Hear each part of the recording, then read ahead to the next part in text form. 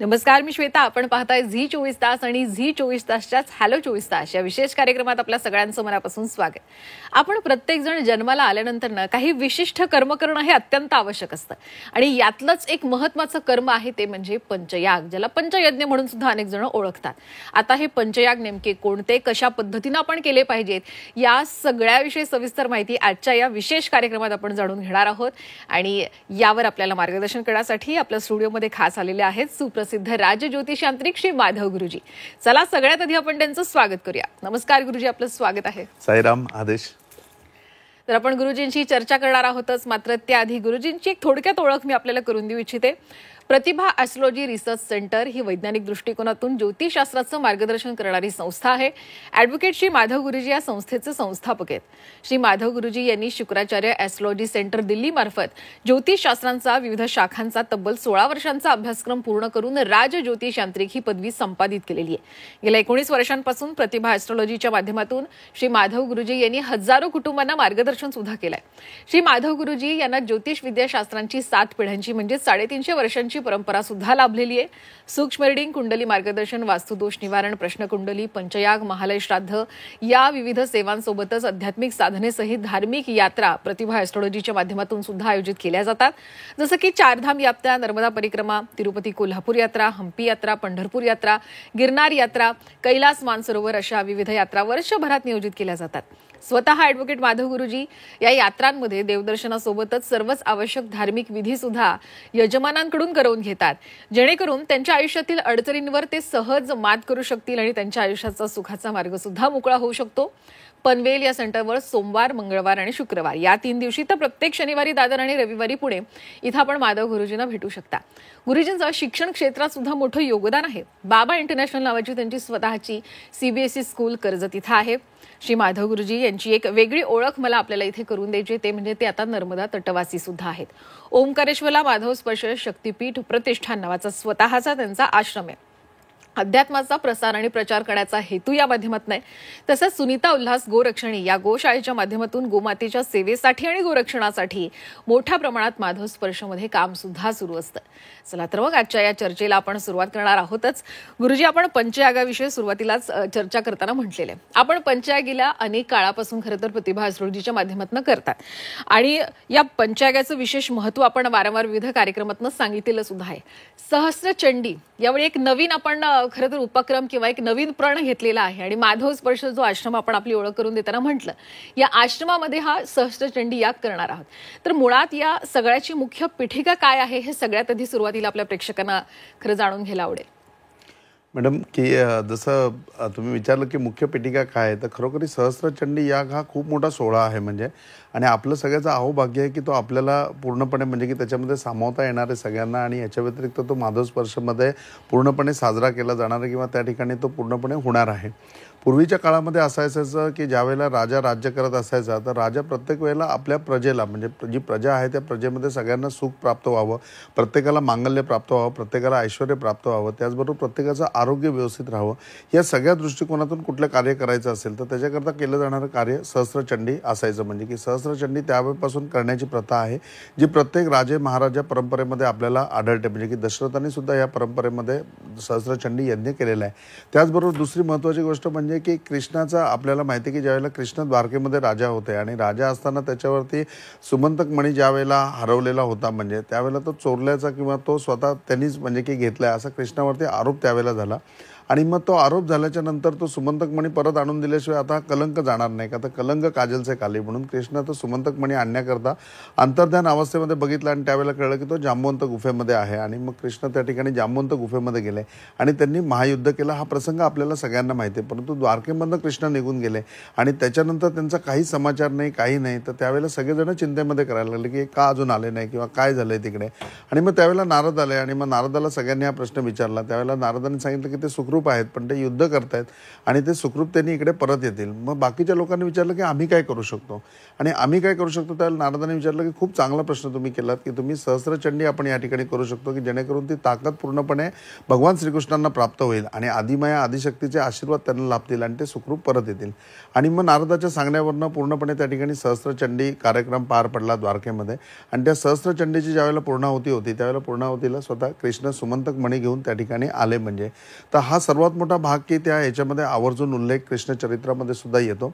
आणि मार्कंडेय नावाचे ऋषी आहेत म्हणजे जे मार्कंडेय नावाचे ऋषी आणि यांचं आपलं म्हणजे प्रतिभा ॲस्ट्रॉलॉजीचं किंवा माझं खूप जवळचं नातं आहे कारण त्यांच्या संहितेवरती आधारित सगळे महामृत्युंजय याग असेल किंवा नवचंडी याग आहे की जो प्रॉपरली नवचंडी याग 1000 वेळा होतो त्यावेळेला सहस्त्रचंडी होतो. तर ती दुर्गा सप्तशतीची पोथी जी आहे ती मार्कंड ऋषींनी स्वतः लिहिलेली आहे. ती स्वतः लिहिलेली असताना तिथे 54 ऋषी आहेत म्हणजे 10,000 वर्षापूर्वी की ज्यावेळेला त्यांनी नर्मदा परिक्रमा वगैरे केली आणि ज्यावेळेला ते त्या ठिकाणी ती पूर्णपणे सहस्त्रचंडीची याच्याकरता जी वापरली जाणारी दुर्गा सप्तशती आहे ती लिहून पूर्ण करून झाली आणि 54 ऋषींना त्यांनी ती पूर्णपणे दाखवली, वाचून दाखवली, ऐकून दाखवली आणि 54 ऋषींना त्याच्यामध्ये खूप आनंद आला. आणि 54 ऋषींनी त्यावेळेला विचारलं की ह्या सगळ्या पाठीमागचा उद्देश काय, हेतू काय.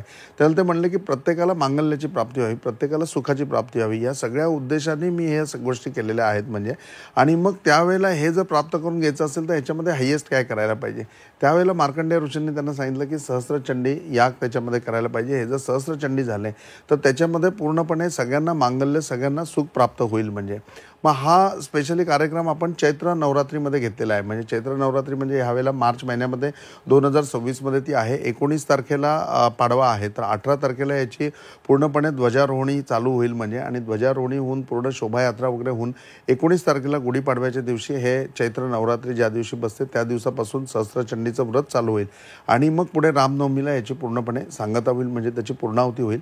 1000 नवचंडी याग त्याच्यामध्ये होतील म्हणजे. आणि माधव स्पर्शमध्ये हा कार्यक्रम आपल्या सगळ्यांच्या वतीने विश्वशांती प्रित्यर्थ आपण करणार आहे म्हणजे. तर तुम्ही सगळेजण त्याच्यामध्ये सामील व्हा का तर हा खरोखरी एक यागामधला राजा म्हणलं जातं की सहस्त्रचंडी याग म्हणजे नवचंडी यागाचं किंवा पंचयागामधला तो राजा आहे म्हणजे. आणि तो राजा अशा स्वरूपामधला असलेला याग हा आपल्याला सगळ्यांना साजरा करायला मिळणार आहे. तुम्ही सगळे या संकल्पामध्ये समर्पित होऊ शकता, तुम्ही या संकल्पामध्ये येऊ शकता. आणि मग त्या संकल्पामध्ये येत असताना माधव स्पर्शमध्ये करण्याचं कारण म्हणजे की नर्मदेचा तट आहे, याहून पवित्र अशी जागा नाही. त्याचबरोबर त्या यागामध्ये शिवाचं आणि शक्तीचं एकत्र ज्या ठिकाणी अनुष्ठान आहे तर ओंकारेश्वरला आपल्याला सगळ्यांना ज्ञात आहे की शिव आणि शक्ती त्या ठिकाणी बरोबर आहेत म्हणजे. तर ओंकारेश्वर भूमीवरती हा पूर्णपणे संपन्न होणार आहे आणि 10 दिवसाचा कालावधी की ज्याच्यामध्ये चैत्र नवरात्री पूर्णपणे आहे. ज्या चैत्र नवरात्रीमध्ये आपण हा संपन्न करतोय म्हणजे मुहूर्ताने बघाल तर मुहूर्त सर्वात योग्य आहे. दुसरी गोष्ट म्हणजे की जागेच्या हिशोबाने बघाल तर जागा सर्वात पवित्र आहे. आणि तिसरी महत्त्वाची गोष्ट म्हणजे की विश्वशांती प्रित्यर्थ तर आपण हा करतोय पण याच्याबरोबर तुमच्या प्रत्येकाचा संकल्प आणि प्रत्येकाला आपल्याला वाटतं की माझ्यामुळे ना कुणाला त्रास होऊ नये पण मला जर कुणाचं कल्याण करता आलं तर 100% कल्याण करता यावं. त्याच्याकरता परोपकाराचं व्रत आपण सगळेजण शिकलोय. माझ्या अनेक कार्यक्रमांमधून सुद्धा मी परोपकाराचं व्रत सांगितलंय. तर तो परोपकार करण्याची संधी आता उपलब्ध आहे की तुम्ही हा याग करत असताना हा याग केल्यानंतर एक याग केला तरी तुम्हाला सहस्त्र म्हणजे 1000 याग केल्याचं पुण्य लाभेल. पण हा याग तुम्ही तुमच्या एकट्याकरता करत नसून तो परोपकाराकरता सुद्धा करताय. किंबहुना तुमच्याकडे एखादं कोणी आजारी असेल तर त्याला बरं वाटण्याकरता तुम्ही करू शकता किंवा दुसऱ्या कुठल्याही याचा म्हणजे जो तुमच्या अगदी म्हणतात तसं आपण की धर्माचा नाही आहे, जातीचा नाही आहे, पातीचा नाही आहे, तुमच्या कुळामधला नाही आहे, एक मनुष्य म्हणून जर तुम्ही त्याच्याकरता काय करू शकता तर त्याच्याकरता 100% तुम्ही हा याग करू शकता की त्याला सुद्धा या यागामध्ये 1000 याग केल्याचं पुण्य लाभेल. आणि कुठल्याही प्रकारच्या समस्येमध्ये तो असेल तर तो निश्चितपणे त्याच्यामध्ये सुखरूप होईल. आणि परोपकाराचं व्रत करत असताना ह्याहून चांगला परोपकार काही नाही म्हणून आपण हा कार्यक्रम लगेच उचलला आहे आणि तो माधव स्पर्शमध्ये आपण साजरा करतोय. नक्कीच. आणि मला आपल्या प्रेक्षकांना सुद्धा सांगायला आवडेल की नुकतंच माधव स्पर्शमध्ये याच रविवारी महालय श्राद्ध सुद्धा पार पडलेलं आहे. याआधी कर्मक्षलन यज्ञ सुद्धा माधव स्पर्श या आश्रमामध्ये पार पडला. आणि मुळात नर्मदा परिक्रमेचा संकल्प सुद्धा माधव स्पर्श जे ओंकारेश्वरला नर्मदाच्या किनाऱ्यावर आहे या आश्रमातनंच खरं तर घेतला जातो. त्यामुळे माधव स्पर्श हे ठिकाण मुळात फार पवित्र आहे. आणि गुरुजी जसं आपण माधव स्पर्शमध्ये हे सहस्त्रचंडी याग आयोजित करण्याचा आता मुळात मुख्य पीठिका सांगितली, उद्देश सांगितला, पण या यागाला बसणारे जे यजमान आहेत आता त्यांना याचा नेमका फायदा कसा होईल एक थोडं विस्तृत सांगू शकाल का? 100% मॅडम, की ज्यावेळेला आपल्याला सगळ्यांना आपण पंचयाग करतो, तर पंचयाग आपल्यामध्ये सर्वात जास्त म्हणजे की नर्मदा परिक्रमा करायला येतात आणि त्या नर्मदा परिक्रमेमध्ये नर्मदेच्या तटावरती आपण हे पाची याग संपन्न करतो, हे सगळ्यांना माहिती आहे. आणि त्यामुळे नर्मदा परिक्रमा करत असताना आपल्यामध्ये वेगळी कस ही आहे की बाकीच्या सगळ्यांबरोबर परिक्रमा करत असताना त्या परिक्रमा सुंदर होतातच, परंतु त्याच्यामध्ये यज्ञकर्म काही नसतं. आपल्या याच्यामध्ये हे जे श्रेष्ठ पंचयाग आहेत ते पाची याग आपण नर्मदेच्या किनाऱ्यावरती करतो. आणि याच्यामध्ये प्रामुख्याने हा जो नवचंडी याग आहे तो मार्कंड ऋषींच्या आश्रमामध्ये करतो. आपण सगळे अमरकंटकला जातो, ज्या ठिकाणी नर्मदा मैयाचा उगम आहे, आणि त्या उगमाच्या ठिकाणी पोहोचल्यानंतर ज्यावेळेला मार्कंडेय ऋषींच्या आश्रमामध्ये आपण जातो त्यावेळेला मार्कंडेय ऋषी हे चिरंजीव आहेत आणि आजही ती त्यांची तपोभूमी आहे, त्यांची स्वतःची वेधशाळा आहे. आणि आपलं सगळ्यांचं हे सौभाग्य आहे. मी अगदी कार्यक्रमाच्या सुरुवातीलाही बोललो की मार्कंड ऋषींचं आणि प्रतिभा ॲस्ट्रॉलॉजीचं फार म्हणजे की खूप त्यांची आपल्यावरती कृपादृष्टी आहे. अनंत कोटी उपकार किंवा अनंत कोटी प्रेम हे त्यांचं आपल्यावरती आहे, की ज्या ठिकाणी त्यांची यज्ञशाळा आहे त्या यज्ञशाळेमध्ये आपल्या हातून नवचंडी त्या ठिकाणी समर्पित होतो.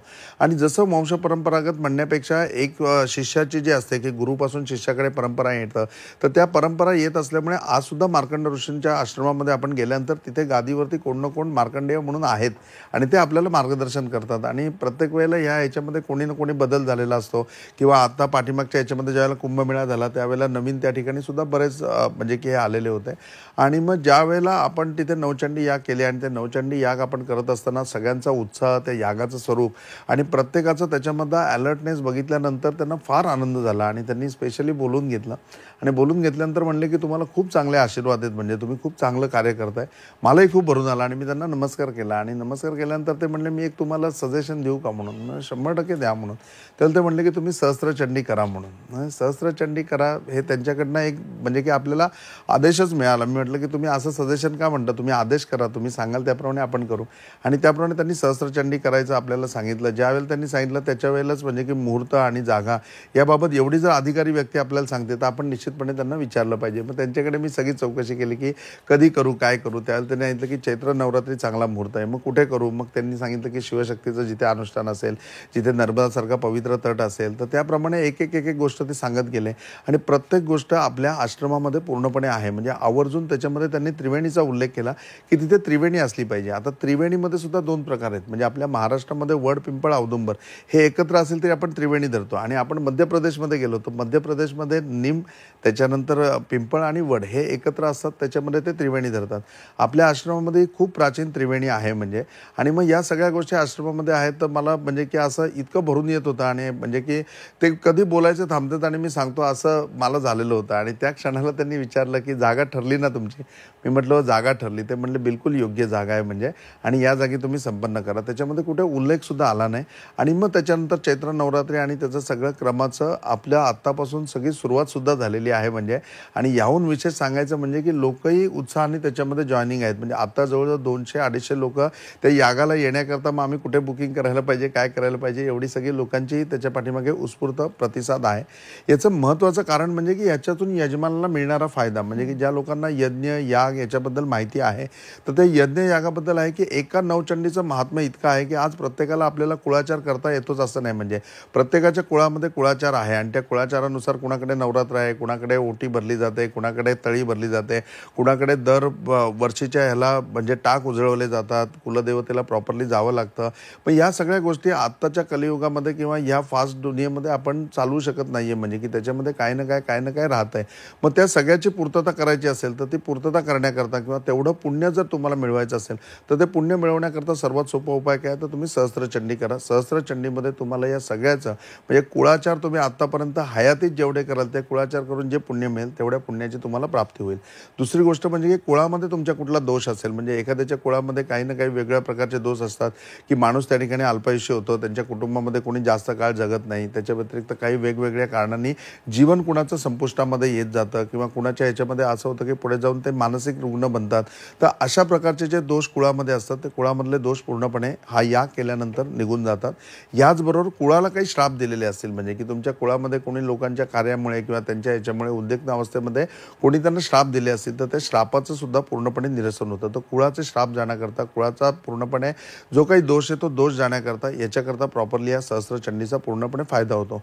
दुसरी गोष्ट म्हणजे महाकाली, महासरस्वती आणि याच्या व्यतिरिक्त महालक्ष्मी यांची अनंत कोटी कृपा याच्यामध्ये पूर्णपणे प्राप्त होते. ज्यावेळेला 1000 नवचंडी होतात त्याच्यावेळेला तुम्ही त्याच्यामध्ये म्हणजे की पूर्णपणे त्याच्यामध्ये समर्पित झाल्याच्या नंतर तुम्ही एक जरी याग केला तरी मिळणारं पुण्य तुम्हाला 1000 यागाचं मिळतं. त्याच्यामुळे निश्चितपणे तुम्हाला सगळ्या प्रकारची प्राप्ती होते. प्रत्येकाचा आत्मविश्वास म्हणजे तुमच्यामध्ये इतकी पॉझिटिव्ह ऊर्जा निर्माण होते की तुमचा आत्मविश्वास पूर्णपणे वाढतो आणि पुढच्या जीवनामध्ये आयुष्यामध्ये कुठलाही निर्णय घेण्याकरता जी एक निर्णय क्षमता पाहिजे ती उत्तम निर्णय क्षमता तुमची पूर्णपणे बनते. का आता आत्मविश्वास तुमचा पूर्णपणे स्ट्रॉंग झालेला असतो. तुम्हाला उदंड आयुष्य लाभतं, तुम्हाला निरोगी जीवन राखतं. तुमच्या घरामध्ये किंवा तुमच्या स्वतःमध्ये काही रोग असेल तर रोगसुद्धा पूर्णपणे निघून जातो. इतके या यागापासून होणारे फायदे आहेत. म्हणजे थोडक्यामध्ये बघितलं तर तनानी मनानी धनानी सगळ्यांनी तुम्हाला समृद्ध व्हायचं असेल तर ते समृद्ध होण्याकरता सर्वात मोठा उपाय काय आहे किंवा सर्वात सोपा उपाय काय तर सर्वात सोपा उपाय सहस्त्रचंडी आहे की या सगळ्याची तुम्हाला प्राप्ती होते. आणि सर्वात महत्त्वाचं म्हणजे की सहस्त्रचंडी ज्यावेळेला तुम्ही करता त्यावेळेला ती परोपकार व्रतामध्ये ठरली जाते. परोपकारामध्ये जे आहे की आपण ज्यावेळेला यागामध्ये त्या येतो आणि त्या यागामध्ये आपण पूर्णपणे याग संपन्न करतो त्यावेळेला संपन्न करत असताना त्याचा जो संकल्प आहे त्या संकल्पामध्ये तुमचा निजी संकल्प येणारच आहे जो तुमचा असेल तो. पण याच्या व्यतिरिक्त विश्वशांती करता सुविधा तुम्ही त्याच्यामध्ये येणार आहात.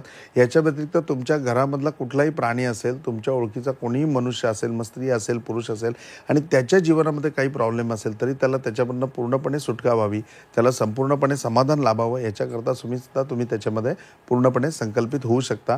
आणि हे फक्त सहस्त्रचंडीमध्येच होऊ शकतं. त्यामुळे सहस्त्रचंडीचं एवढं महत्त्व आहे. आणि माझं तुम्हाला या माध्यमातून सगळ्यांना आव्हान आहे की तुम्ही 100% या सहस्त्रचंडीमध्ये सहभागी व्हा. आणि धर्मो रक्षिते रक्षता की धर्माचं रक्षण आज आपण केलं, आज आपण अध्यात्म आपलं जतन केलं तर आपल्या पुढच्या पिढीला मिळेल आणि या पुढच्या पिढीला ते मिळावं, पुढच्या पिढीला हे सगळे संस्कार मिळावे म्हणून आपण सगळे उपक्रम करतोय. आणि या उपक्रमामध्ये तुम्हीही त्याच्यामध्ये बरोबर आलात तर 100% तुमचंही कल्याण होईल, तुमच्या पिढीला सुद्धा पुढच्या पिढीचं सुद्धा कल्याण होण्याकरता याच्यामध्ये संकल्प होईल आणि परोपकाराचं व्रत आपल्या सगळ्यांच्या हातून पूर्ण होईल. अगदी बरोबर. आणि इतके सारे फायदे सहस्त्रचंडीचे असल्यामुळे आपल्या प्रेक्षकांना सुद्धा आता मनामध्ये आलं असेल की अरे मलाही याच्यामध्ये सहभागी होता आलं पाहिजे. पण नेमकं खरंच कोणी सहभागी व्हायला पाहिजे, का सहभागी व्हायला पाहिजे, त्याची काही प्रोसेस आहे का, काय याबद्दल सांगाल? मॅडम प्रोसेस म्हणजे की याच्यामध्ये हे कार्य करत असताना तुमच्यापर्यंत जर हा म्हणजे की व्हिडिओ तुमच्यापर्यंत पोहोचतोय तर 100% हे तुम्हाला एक प्रकारचं आमंत्रण आहे, तुम्हाला एक प्रकारचं आव्हान आहे की तुम्ही 100% त्याच्यामध्ये यायला पाहिजे. आणि त्याच्यामध्ये येऊन तुम्ही तुमचे गणगोत्र, मित्रपरिवार जे काही कुटुंबीय आहेत यांच्या सगळ्यांच्या वतीने तुम्ही करू शकता, यांच्या सगळ्यांपर्यंत हा प्रचार करू शकता, प्रसार करू शकता. आणि त्याच्याकरता फक्त जे आपले प्रतिभा ॲस्ट्रोलॉजीचे नंबर आहेत त्या नंबरवरती तुम्ही संपर्क साधू शकता. पुढची संपूर्ण माहिती तुम्हाला मिळेल. तुम्हाला या ठिकाणी हे मध्य प्रदेश मध्ये आहे, ओंकारेश्वरला आहे, नर्मदाच्या तटी आहे तर त्या ठिकाणी जाण्याची सुद्धा संपूर्ण व्यवस्था येण्या जाण्याची केलेली आहे. तिथे गेल्यानंतर तुम्हाला राहण्याची व्यवस्था केलेली आहे, तुम्हाला प्रसाद महाप्रसाद त्याची सगळ्याची व्यवस्था केलेली आहे. आणि या सगळ्या गोष्टी सामावून त्याच्यामध्ये पूर्णत्वाला करून तुम्हाला सगळ्यांना परवडेल की तुम्ही सगळेजण त्याच्यामध्ये सहभागी होऊ शकाल अशी दक्षिणा त्याच्यामध्ये केलेली आहे. आवर्जून सांगायचं कारण काय की याच्यामध्ये तुम्ही सगळेजण संकल्पित होऊ शकता. तुमचं स्वागत आहे प्रत्येकाचं. आणि नुसतं असं नाही की तुम्हाला त्या ठिकाणी यागाला यायचं असेल आणि प्रसाद महाप्रसादामध्ये सामावायचं असेल तरी सुद्धा तुम्ही त्या ठिकाणी तुमची उपस्थिती लावू शकता. म्हणजे असं नाही की फक्त तुम्ही यजमान म्हणून आहे तरच तुम्ही आहे म्हणून. याच्या व्यतिरिक्त तुम्ही येऊन त्या ठिकाणी 100% प्रसाद महाप्रसादाचा लाभ घेऊ शकता. याच्या व्यतिरिक्त या यागाच्या तयारीमध्ये अजून सुद्धा भरपूर काही गोष्टी आहेत ज्याच्यामध्ये सुद्धा तुम्ही एकरूप होऊ शकता. म्हणजे असं की प्रत्येकाला जी दक्षिणा आहे ती प्रत्येकाला परवडेल, सर्वसामान्य माणूस त्याच्यामध्ये येईल इतका सगळा त्यामध्ये विचार आम्ही केलेला आहे. परंतु याच्या व्यतिरिक्त सुद्धा तुम्हाला त्याच्यामध्ये जागा ठेवलेली आहे की तुम्हाला जर त्याच्यामध्ये काही करायचं असेल किंवा तुम्हाला त्याच्यामध्ये वेगळ्या अजून कुठल्या हिस्सा घ्यायचा असेल, एखाद्याला अन्नदानामध्ये यायचं असेल, एखाद्याला त्याच्यामध्ये जलदानामध्ये यायचं असेल, एखाद्याला असं वाटलं की नाही म्हणून मी तिथे श्रमदान पूर्णपणे करेन तर ह्या सगळ्या गोष्टींकरता सुद्धा तुम्हाला त्या ठिकाणी वाव ठेवलेला आहे. माझं फक्त एवढंच म्हणणं आहे की जी आपली कन्सेप्ट आहे की हा परोपकार आपल्या हातून घडला पाहिजे. एकदा परोपकाराचं व्रत तुम्ही करून बघा, एकदा सहस्त्रचंडीमध्ये ते येऊन बघा, 100% त्याचा लाभ तुम्हाला पूर्णपणे होईलच. पण याच्या व्यतिरिक्त ज्या संकल्पनेने आपण तो करतोय त्या संकल्पनेने त्याचा लाभ आपल्या सगळ्यांना होईल, आपल्या सगळ्यांना त्याच्यामध्ये पूर्णपणे पुढे जाता येईल. आणि एकमेका सहाय्य करू अवघे धरू सुपंथ हे आपण फक्त म्हणतो पण याच्या पुढे कृतीत आणण्याकरता ही सर्वात मोठी तुमच्याकरता सुवर्ण संधी आहे. या संधीचा तुम्ही सगळ्यांनी लाभ घ्या आणि याच्याकरता हा संपूर्ण प्रयोजन आणि हा घाट आपण या ठिकाणी घातलेला आहे. नक्कीच. खऱ्या अर्थानं आता माधव स्पर्शमध्ये सगळ्यांनाच यायची इच्छा असते. माधव स्पर्श या आश्रमाच्या अंतर्गत माधव स्पर्श शक्तीपीठ प्रतिष्ठान याच्या अंतर्गत आणखीन कोणकोणते उपक्रम आहेत?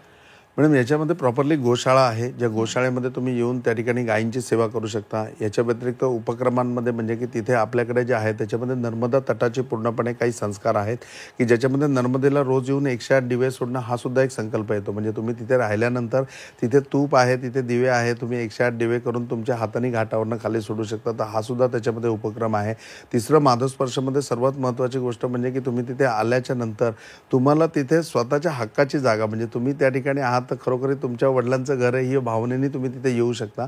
आणि दुसरी गोष्ट म्हणजे की तिथे परिक्रमावासी सुद्धा येतात. तर परिक्रमावासी येतात त्यांना सुद्धा ज्या वेळेनुसार ते येतात त्याप्रमाणे चहा पाणी नाश्ता भोजन याची सुद्धा व्यवस्था असते. तर तुम्ही या सगळ्या संकल्पामध्ये त्याच्यामध्ये संकल्पित होऊ शकता. याचबरोबर माधवस्पर्शाचे जे कार्यक्रम असतात की ज्याच्यामध्ये कर्मशालन यज्ञ असेल किंवा महालय श्राद्ध असेल किंवा आता सहस्त्रचंडी यज्ञ आहे, या सगळ्या यज्ञामध्ये सुद्धा तुम्ही सामील होऊ शकता. आणि याच्यामध्ये येण्याकरता तुम्ही प्रतिभा ॲस्ट्रॉलॉजीमध्ये कुठल्याही एका म्हणजे की तुम्ही टूरला जरी कुठल्या असेल म्हणजे की आध्यात्मिक यात्रेमध्ये कुठे तुम्ही असाल किंवा प्रतिभा ॲस्ट्रॉलॉजीमध्ये तुम्ही आलात तर 100% तुम्ही माधवस्पर्शामध्ये येऊ शकता. आणि माधवस्पर्शामध्ये आल्यानंतर प्रतिभा ॲस्ट्रॉलॉजीमध्ये येणंसुद्धा अगदी सोपं आहे. त्यामुळे असं काही नाही की तुम्ही प्रतिभा ॲस्ट्रॉलॉजीमध्ये कुठे जॉईनिंग झाली असेल तरच तुम्ही तिकडे येऊ शकता. हा आपल्या सगळ्यांकरता आहे, हा परोपकार करण्याकरता आहे, हा धर्माच्या आपल्या अध्यात्माच्या प्रसाराकरता आहे. त्यामुळे या सगळ्या याच्यामध्ये तुम्ही कुठेही त्याच्यामध्ये येऊ शकता, सामील होऊ शकता. अगदी. आता शेवटी जाता जाता एक महत्त्वाचा प्रश्न म्हणजे माधव स्पर्शला घेऊन एक विजन आपलं पुढचं नेमकं काय सांगाल? मॅडम सर्वात महत्त्वाची गोष्ट म्हणजे की ज्ञानाचा प्रसार व्हायला पाहिजे, त्याचबरोबर अध्यात्माचा पण प्रसार व्हायला पाहिजे. आणि त्या प्रसार होण्याच्या दृष्टिकोनातून आपण आत्ताच्या हिशोबाने माधव स्पर्श करता वेगवेगळ्या ठिकाणी एक्झिबिशन करतोय. जसं आता प्रतिभा ॲस्ट्रॉलॉजी रिसर्च सेंटरच्या माध्यमात आपण ठाण्याला एक्झिबिशन करतोय. पुढच्या महिन्यामध्ये आपण कोल्हापूरला एक्झिबिशन करतोय. ठाण्यामध्ये अगदी 20, 21, 22मध्ये आपण ठाण्यामध्ये आहोत की तिथे तुम्हाला सगळ्यांना ॲस्ट्रॉलॉजीचं मार्गदर्शन घेता येईल. त्याचबरोबर नर्मदा परिक्रमा आहे, कैलास परिक्रमा आहे, याच्या व्यतिरिक्त चारधाम यात्रा आहे, त्याचंही त्याच्यामध्ये मार्गदर्शन मिळणार. पुढच्या महिन्यामध्ये आपण 12, 13, 14 कोल्हापूरमध्ये आहोत. कोल्हापूरमध्ये तुम्हाला या सगळ्या गोष्टींचं मार्गदर्शन मिळणार आहे की खरोखरी ज्ञानाची गंगा किंवा ही शिक्षणाची किंवा या पूर्णपणे अध्यात्माची प्रचार गंगा तुमच्या दाराशी कशी येईल ह्या उपक्रमापर्यंत आपण आलोय की जेणेकरून तुम्हाला पूर्णपणे तिथे थेट आमंत्रण येईल आणि तुम्ही त्याच्यापुढे माधवस्पर्शमध्ये येऊ शकाल. अगदीच. खऱ्या अर्थानं आपल्या प्रेक्षकांना सुद्धा मला पुन्हा एकदा सांगायचं की आपण स्वतः या पंचयागामध्ये या सहस्त्रचंडी यागामध्ये सुद्धा सहभागी होऊ शकता. यासाठी आपल्याला कॉल सेंटरचा नंबर खाली दिलेला आहे, त्यावर नक्कीच संपर्क साधा. आणि अर्थात ॲस्ट्रॉलॉजी संदर्भात सुद्धा गुरुजींना आपल्याला प्रत्यक्ष भेटायचं असेल त्यासाठी सुद्धा नक्कीच संपर्क करा. आता गुरुजी पनवेल दादर पुणे इथे असतातच. याशिवाय महाराष्ट्राचा दौरा सुद्धा त्यांचा सुरू झालेला आहे. ठाण्यामध्ये या महिन्यात आहेत आणि पुढच्या महिन्यामध्ये ते कोल्हापूरमध्ये, त्यानंतर सांगली आणि मग मार्च महिन्यामध्ये साताऱ्यामध्ये सुद्धा गुरुजी येणार आहेत. तर खरंच खूप छान चर्चा झाली गुरुजी. खरंच तुम्ही इथे आलात त्याबद्दल खरंच तुमचे मनापासून आभार. साईनाथ आप सबकी भले करे, गुरु गोरक्षनाथ आप सबकी भले करे, आप सबका जीवन मंगलमय हो. ओम साईराम. यानंतर या कार्यक्रमात आपण इथेच थांबणार आहोत. आपण कुठेही जाऊ नका, पाहत रहा झी 24 तास.